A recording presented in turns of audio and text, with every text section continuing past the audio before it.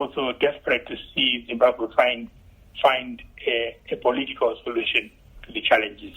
The only option for me, Patrick, is to focus on finding that political solution. And now that leaves the role of the opposition to discuss, I guess. And of course, you used to be an advisor to the former leader of the Movement for Democratic Change, the late Morgan Tsvangirai, and you know the MDC very well. The current spectacle we're seeing in Zimbabwe is of the MDC factionalized into at least two main groups, one led by Toko Kupe and the other led by Nelson Chamisa. Is there a danger of people who do have the power, such as we talked about the younger military officers and so on, looking at the opposition and saying, you know, I don't think the opposition are the answer to this either. How much confidence do people have in the opposition as it is at the moment? Yes, I think that's a good question, because the opposition is supposed to be the government in waiting. It's supposed to be the alternative government, but unfortunately, at the moment, the opposition is in disarray, for lack of a better word, because of the faction, the factional fighting that is taking place. I should say that, hasten to add that, while the opposition must take a fair share of the blame for these problems, I think that ZANU-PF has a very, strong hand in it. Right. If not ZANU-PF, certainly those who are the strategists behind ZANU-PF, I mentioned the role of the military. I think they are very powerful in managing the situation. So for me, the opposition right now, the fights that are taking place, they are taking place between opposition formations, but certainly ZANU-PF has got a remote control somewhere there, right, managing to play them against each other, creating this scenario that the opposition is not a viable alternative. Right. I've spoken about the judgment that led to the squabbles that are now characterizing the opposition, and I say that judgment was a flawed judgment by the Supreme Court of Zimbabwe.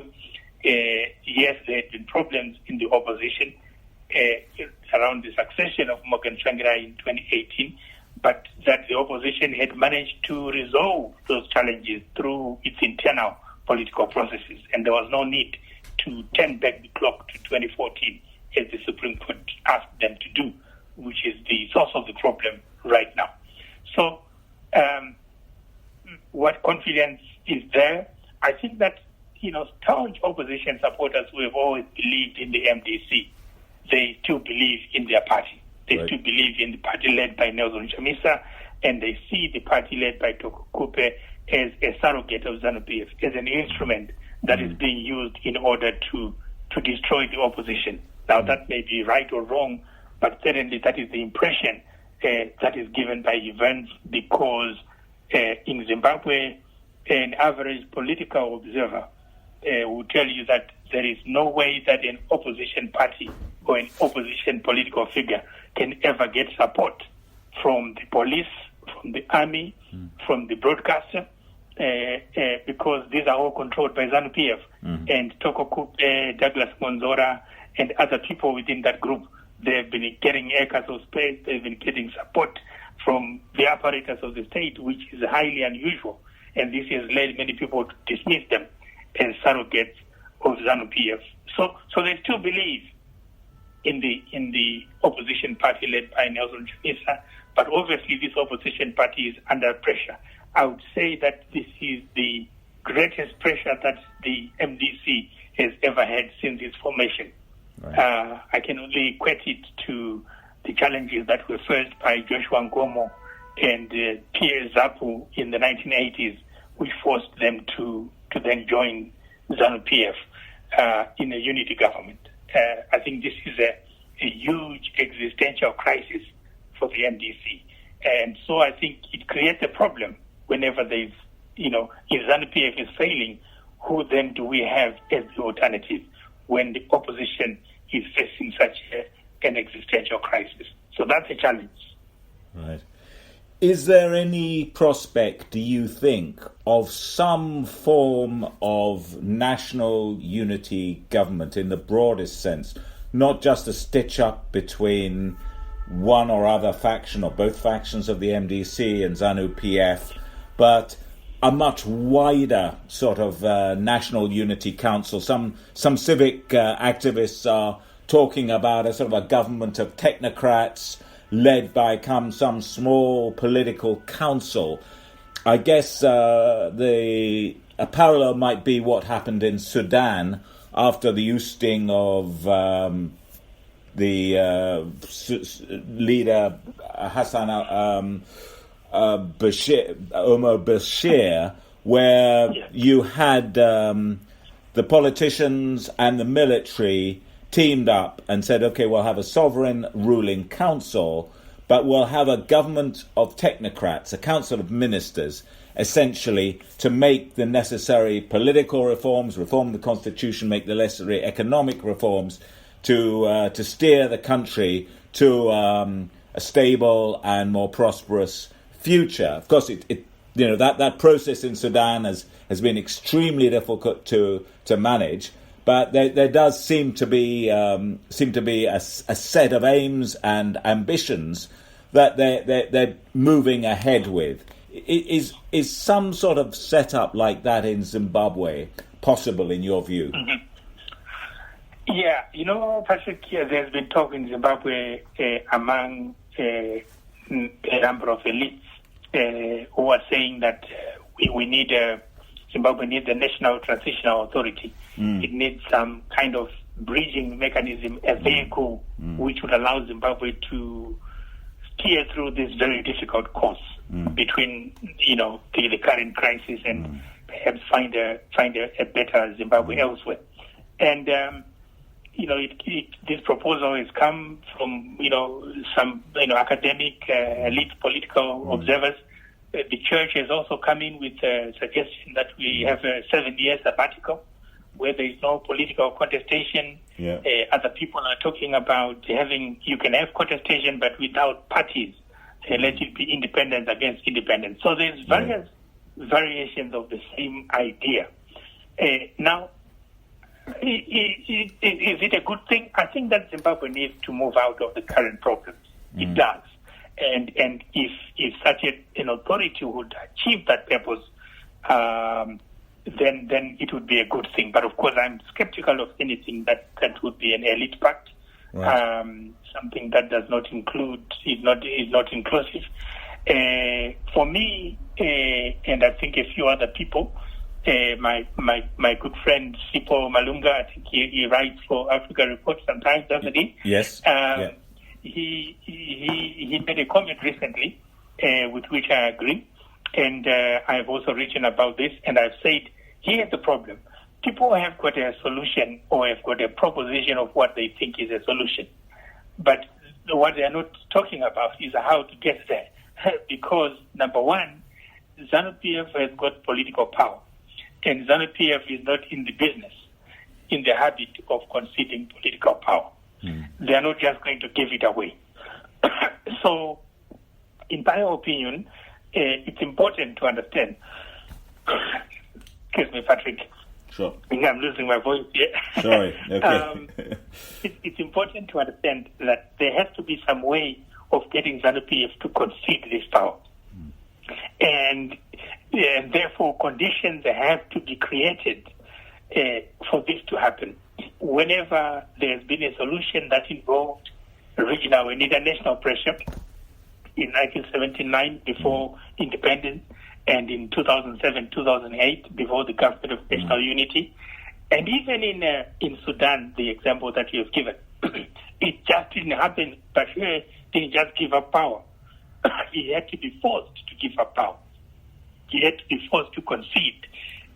So that's something has to happen. So it's all well and good for people to make this proposition, but they have to find a way of getting to that situation. And I think this is where the people come in. Right.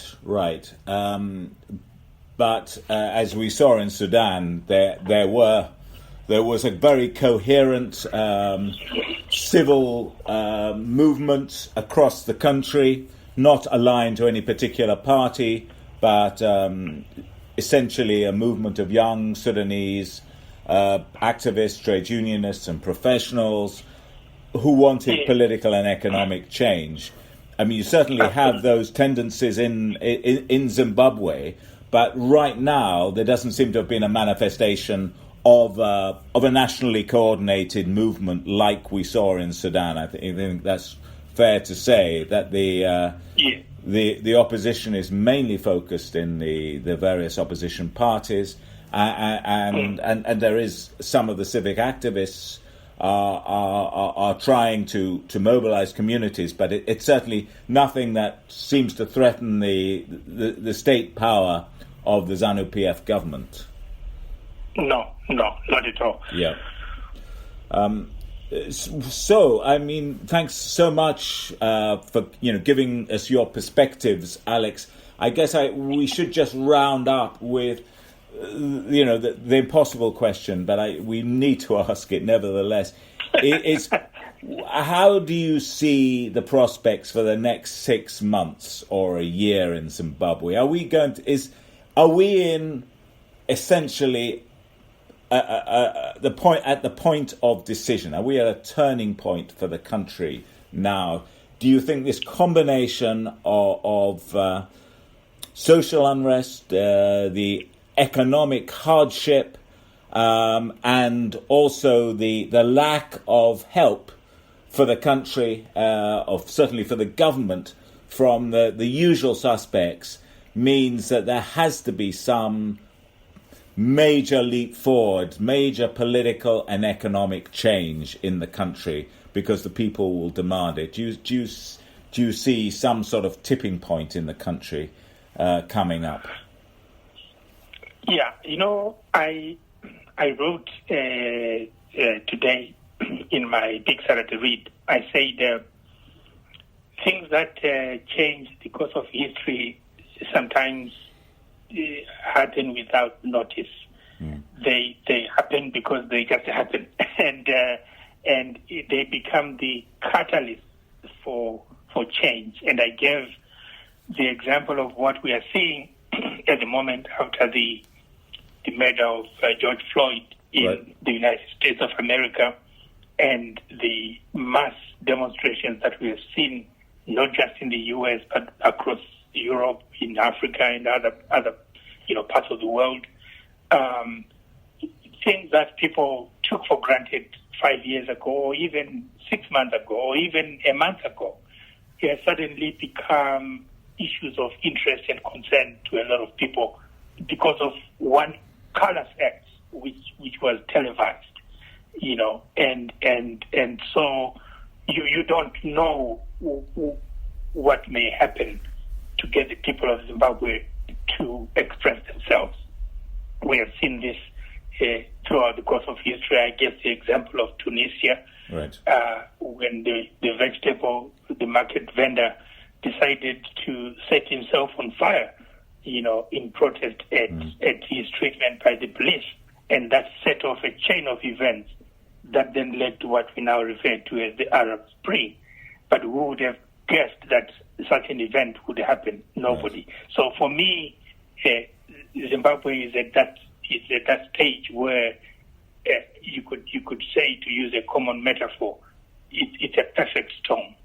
The economy is collapsing. I think that if we continue at this rate, the next 6 months will be extremely bad for Zimbabwe. Right. I cannot see the economy with any chance of recovery.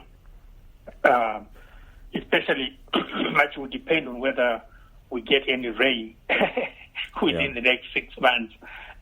We're supposed to get rain by the end of the year, but who knows? So I think we are at a critical juncture for Zimbabwe, and I think the next 6 months are going to be very telling. There being no support from anywhere, the economy in total collapse, the social situation, the food situation being so desperate.